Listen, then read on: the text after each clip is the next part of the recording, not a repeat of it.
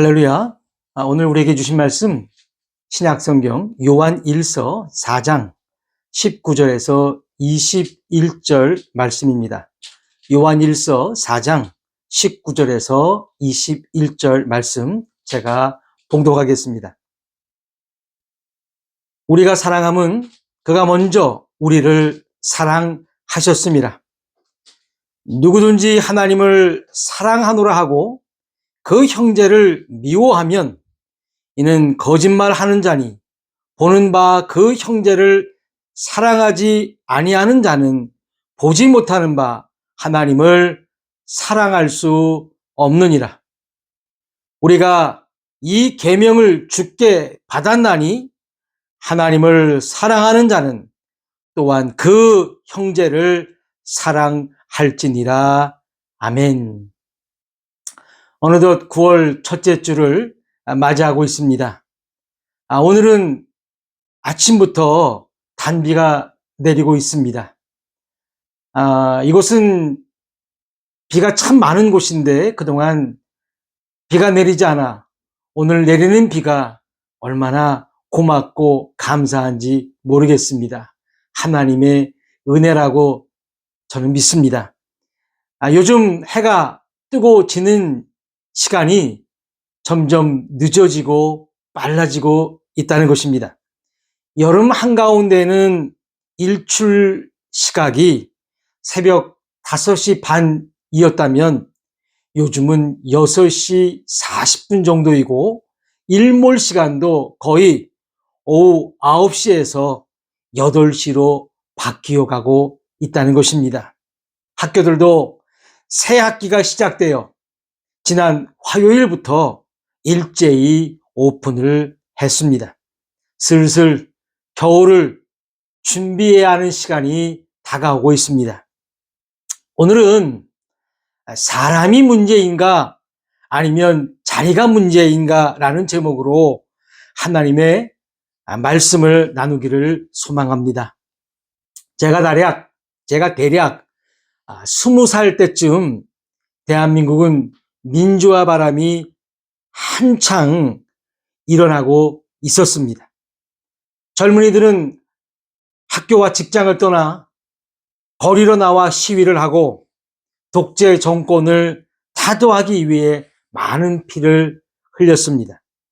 그런 젊은 세대들이 시간이 흘러 어느덧 중년을 지나 노년으로 접어 들어가고 있는 때입니다. 그 청년들이 어느덧 국정에서도 요직에 앉고 나름 높은 자리에까지 올라갔습니다.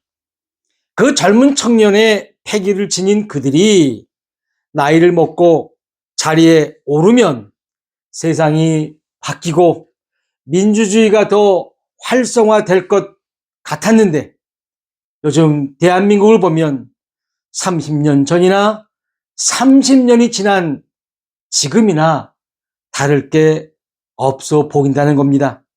아니 어쩌면 그 전보다도 더 심해졌는지도 모르겠습니다. 많은 사람들은 이러한 것들을 보면서 그 자리가 사람을 그렇게 만든다고 합니다. 그러한 자리에 오르면 싫어도 좋아도 그렇게 해야 한다고 합니다. 40년 전만 해도 독재 정권 물러가라고 소리를 지르며 돌을 던지고 시위하던 그런 정의감에 불타오르던 그 청년들이 50대 후반이 되면서 60대가 되면서 또 높은 자리에 오르면서 어쩌면 변했다는 것입니다. 그 젊은 청년들의 패기는 언제나 변치 않고 민주주의의 꽃을 피울 것만 같았는데 지난 정권의 쿠데타를 보면서 대통령부터 군 장성에 이르기까지 변했다는 것을 우리는 알 수 있다는 것입니다. 무엇이 문제일까요? 대통령이란 자리, 영부인이라는 자리, 사령관이라는 자리, 국무총리라는 자리, 고위 공무원이라는 자리, 이러한 자리가 문제일까요? 아니면 정의감에 불타올랐던 그 사람들이 문제일까요? 결론은 사람이 문제라는 것입니다. 자리는 언제나 그대로 있습니다. 그런 자리에 사람이 오르니 그 사람에게 있는 욕망이 넘쳐 그 자리를 더욱 탐욕스럽게 만들었다는 것입니다. 이번 대한민국의 특검을 보면서 해군 함정에서 선상 파티를 한 대통령과 영부인을 보면 역시 사람이 문제라는 것을 알 수 있다는 것입니다. 국민과 나라를 위해 준 그 자리를 사리사욕으로 채우는 그러한 자들이 문제라는 것입니다. 오래전에 뉴스를 통해서 알게 된 우루과이의 대통령 호세 무이카라는 분이 계셨습니다. 그는 대통령의 신분으로 이 세상에서 가장 겸손하고 가장 가난한 대통령이라고 합니다. 그의 자리 역시 대통령의 자리였습니다. 민주주의가 덜 된 나라일수록 대통령의 자리는 더 많은 자신의 사리사욕을 채울 수 있는 자리임에도 그는 가난한 국민들에게 사랑을 베풀었다고 합니다. 그에게 있어 그 자리는 아무런 문제가 되지 않았다는 것입니다. 이러한 자리는 비단 세상의 자리만은 아닙니다. 하나님을 믿고 섬긴다는 교회라는 곳에서도 자리는 언제나 있어 왔습니다. 100주년 기념교회를 담임하셨던 이재철 목사님의 이야기입니다. 교회를 은퇴하고 나니 여러 교회에서 말씀을 전해달라고 부탁이 들어왔다고 합니다. 그런데 대부분 부탁을 하는 교회에서 연락을 해오는 목사는 담임 목사가 아니라 부교육자라는 것이었습니다. 물론 이재철 목사님을 모셔와 말씀을 드리려고 하는 교회는 작은 규모의 교회가 아닙니다. 그러다 보니 부교육자도 많을 것이고, 그래서 당연히 부교육자가 할 수도 있지만 이재철 목사님은 한 교회의 은퇴 목사님이시고 원로 목사님이신데 아무리 담임 목사라도 현직에 있는 목사님이라면 65세 미만의 목사였을 것입니다. 교회에서도 그 자리는 이렇게 권력을 행사하려 한다는 것입니다. 담임 목사가 아무리 교인이 많고 규모가 커도 목사들도 윤리관이 있을 터인데 그 자리에 앉다 보니 그렇게 된다는 것입니다. 심지어 오실 수 없으면 영상이라도 보내달라고 말했다고 합니다. 사랑하는 성도 여러분, 교회는 지난주에도 말씀을 드렸지만 세상 가운데서 하나님의 은혜로 뽑혀 나온 사람들의 모임이라는 것입니다. 그렇다면 교회는 세상과는 반드시 달라야 하는 것입니다. 교회의 담임 목사의 자리는 연예인들이 팬을 관리하듯 하는 것이 아니라는 것입니다. 그야말로 섬기는 자리이며 하나님의 말씀을 바르게 전해야 하는 자리라는 것입니다. 그런데 강사를 모셔오는데 그것도 대선배이자 원로이신 목사님을 모셔오매 부교육자를 시킨다는 것은 섬김을 모르는 아직 세상 가운데 있는 자라는 것입니다. 유튜브에서 미국 사람 테일러가 영어 잘하는 방법을 설명합니다.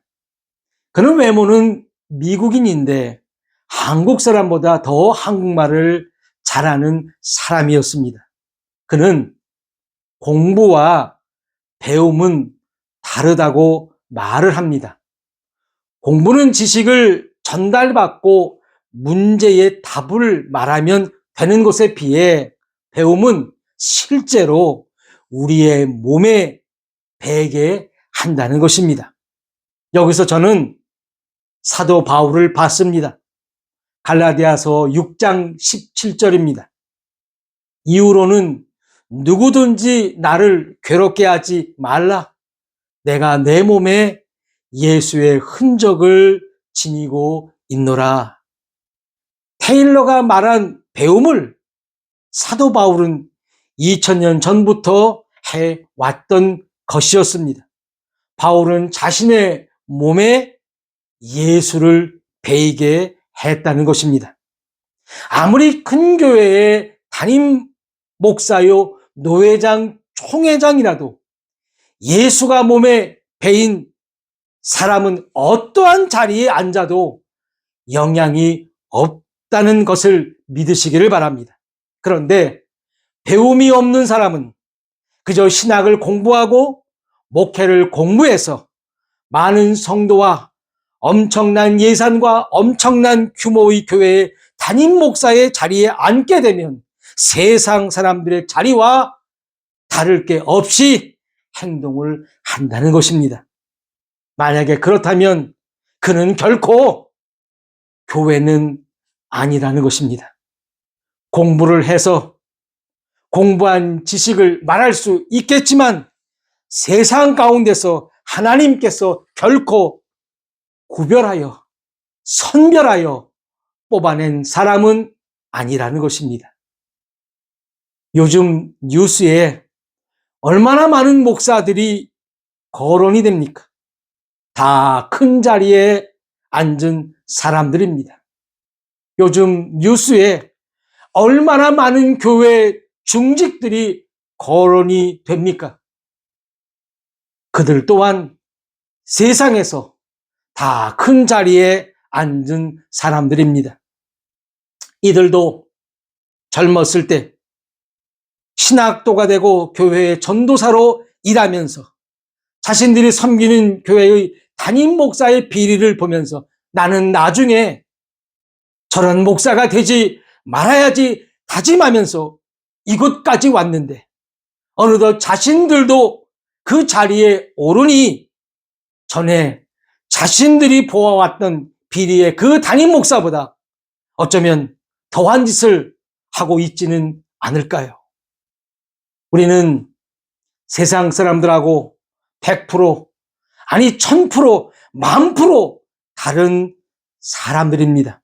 왜냐하면 하나님께서 구별하시고 선별하셔서 구원을 받게 허락하신 그리스도인이기 때문입니다.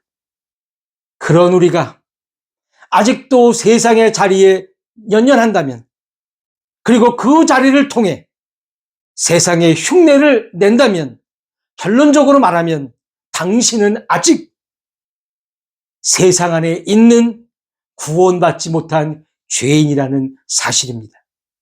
흉내는 낼 수 있겠지만 실체는 결코 아니라는 것입니다. 우리는 누구입니까? 바로 구원받지 못한 죄인이었습니다. 그런 우리를 오늘 본문은 하나님께서 먼저 나를 사랑하셨다는 것입니다. 먼저 하나님께서 구별하시고 성별하셨다는 것입니다. 사랑하는 성도 여러분, 사랑은 섬김입니다. 마가복음 10장 45절입니다. 인자가 온 것은 섬김을 받으려 함이 아니라 도리어 섬기려 하고 자기 목숨을 많은 사람의 대성물로 주려 함이니라. 예수님은 구원받은 그리스도인에게 우리의 자리가 무엇인지 친히 몸소 보이셨다는 것입니다. 섬기러 오신 자리였습니다. 그 자리는 자기 목숨을 많은 사람들에게 대성물로 주시려는 자리였다는 것입니다. 예수님은 하나님이시기에 오병이어의 기적을 일으키셨습니다. 남자만 5천 명을 먹이셨습니다. 당시 사람들은 이 예수님에게 왕의 자리를 주려고 했습니다. 물론 예수님은 왕 중의 왕이시요 만왕의 왕이십니다. 이제야 이들이 나를 인정하는구나 라고 하시지 않으셨다는 것입니다. 그는 이러한 제안을 거절한 증거로 혼자 산으로 떠나 가셨다는 것입니다. 예수님께서는 그 세상 왕의 자리에 앉으러 오신 분이 아니셨다는 것입니다. 예수님은 섬김의 자리에 앉으시기 위해 그 무리에게서 떠나셨다는 사실을 믿으시기를 바랍니다. 요한복음 6장 10절에서 15절까지 말씀입니다.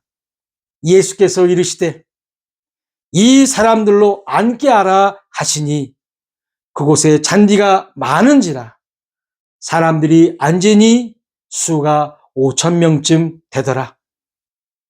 예수께서 떡을 가져 축사하신 후에 앉아있는 자들에게 나눠주시고 물고기도 그렇게 그들의 원대로 주시니라. 그들이 배부른 후에 예수께서 제자들에게 이르시되 남은 조각을 거두고 버리는 것이 없게 하라 하심으로 이에 거두니 보리떡 5개로 먹고 남은 조각이 12바구니에 찼더라.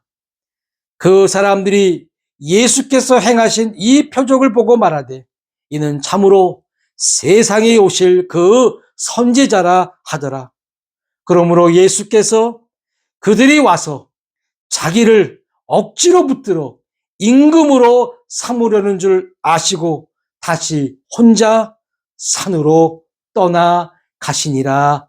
아멘.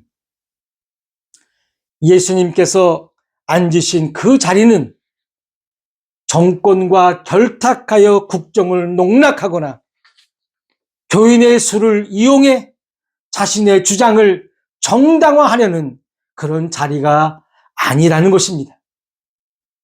이러한 자리는 세상에서는 얼마든지 가능하겠지만 하나님을 믿고 섬기는 자들에게는 필요 없는 자리라는 것입니다. 교회 안에는 많은 성경 공부가 있습니다. 요즘은 외국에서 유학을 하고 온 실력 있는 젊은 목회자들도 참으로 많습니다. 그러다 보니 교인들이 옛날 같지 않게 실력들이 대단합니다. 그런데 그럼에도 불구하고 크게는 우리 사회, 작게는 우리들의 교회들이 결코 달라지지 않았다는 것입니다. 영어 성경을 읽고 헬라어, 히브리어 성경을 공부하고 교회들마다 조직신학, 실전신학을 공부해도 교회가 갖고 있는 자리에 앉은 사람들은 세상의 자리와 다르지 않다는 것입니다. 심지어 하나님께서 먼저 사랑하셨음에도 같은 교회의 교우조차 사랑하지 못한다는 것입니다. 여러분, 자리는 문제가 없습니다. 사람이 문제입니다. 그럼 사람의 무엇이 문제일까요? 바로 배움입니다. 조금 전에 말씀드렸듯이 공부로 끝나는 지식은 내 몸에 배이지 않는다는 것입니다. 미국인 테일러가 말했듯이 그 많은 공부들이 바울의 고백처럼 우리 몸에 배워야 하는 것입니다. 배이기까지 많은 노력이 필요한 것입니다. 바울은 조금 전에 뭐라고 고백했습니까? 내 몸에 예수의 흔적을 가졌다라고 말했습니다. 그 흔적들은 영광의 흔적이 아니었습니다. 아픔이었고 상처이었고 고난의 고통이었다는 것입니다. 우리는 너무도 이러한 고난이나 고통, 다시 말해 예수의 흔적 같기를 싫어한다는 것입니다. 그저 이 땅에서 잘 먹고 잘 입고 잘 살기만을 원하고 있다는 것입니다. 그러나 그것은 세상의 자리이지 주님께서 앉으신 자리가 아니라는 사실을 믿으시기를 바랍니다. 우리는 주님께서 앉으신 섬김의 자리에 앉아야 하는 사람들입니다. 감히 이 땅의 세상의 권력의 자리와 비교할 수 없겠지만 이 땅을 벗어나면 그 자리, 섬김의 자리는 영광의 자리라는 것을 알게 된다는 사실 또한 믿으시기를 주의 이름으로 축원합니다. 성경을 공부하고 예배를 드리고 기도를 하는 것은 바로 나를 먼저 사랑하신 주님께 감사를 드리는 것이며 또한 그 주님을 배우는 것입니다. 그 배움이 우리의 몸에 배이게 될 때 우리는 30년, 40년 전 도를 들었던 그 자들과는 다르게 변함이 없는 주님의 사람이 된다는 사실입니다. 구원받지 못한 죄인들을 먼저 사랑해 주셨습니다. 그리고 자리가 아닌 사람이 문제라는 사실을 일깨워 주셨습니다. 오늘도 우리는 이러한 말씀 앞에 무릎 꿇고 나를 먼저 사랑해 주신 그 주님을 우리의 몸에 배일 수 있도록 회개하면서 그리고 기도하면서 주님께 함께 나아가시길 주님의 이름으로 축원하면서 다 같이 기도하시겠습니다.